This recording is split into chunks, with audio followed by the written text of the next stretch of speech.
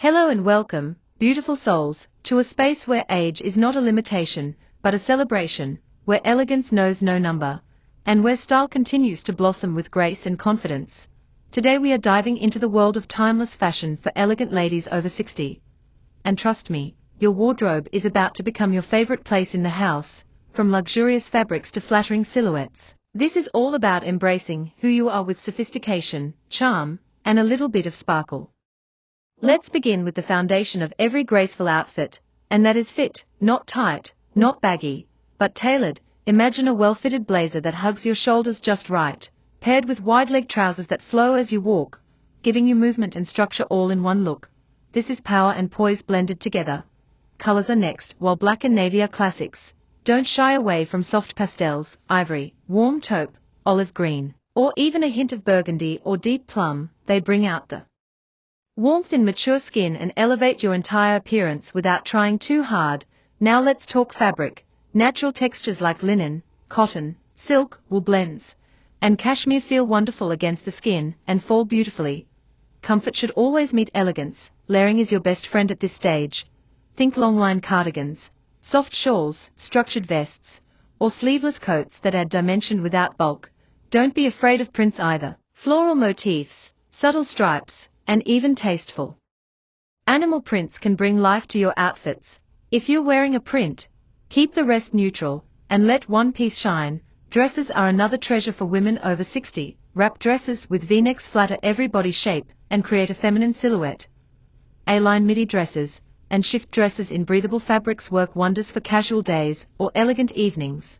Just add a beautiful brooch, or a silk scarf, and you're ready to turn heads. Speaking of accessories, less is truly more. Choose statement pieces wisely, a classic pearl necklace, a vintage watch, leather gloves in winter, or a pair of oversized sunglasses for that instant chic look. Your shoes matter too.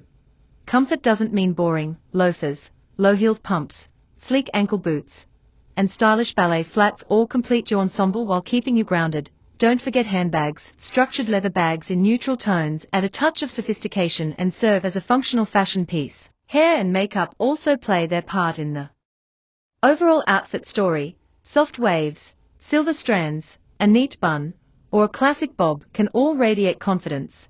And with makeup, a hint of blush, defined brows, and a soft lip color is all you need to feel polished and radiant. You are not dressing to look younger, you are dressing to feel empowered, graceful, and alive. Fashion at 60 and beyond is about self-expression and embracing your journey. Don't follow trends blindly. Choose what speaks to your essence, what makes you walk taller and smile wider. If you love a certain piece, wear it proudly. Your style tells your story, and every wrinkle, every choice, every outfit becomes part of that beautiful narrative. You are not invisible, you are magnetic, and your presence speaks volumes without saying a word.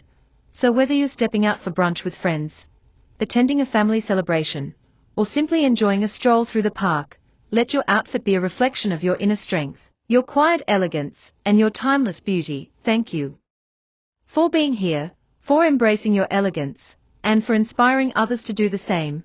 Don't forget to like, share, and subscribe for more inspiration, because elegance only grows with age, and darling, you're just getting started.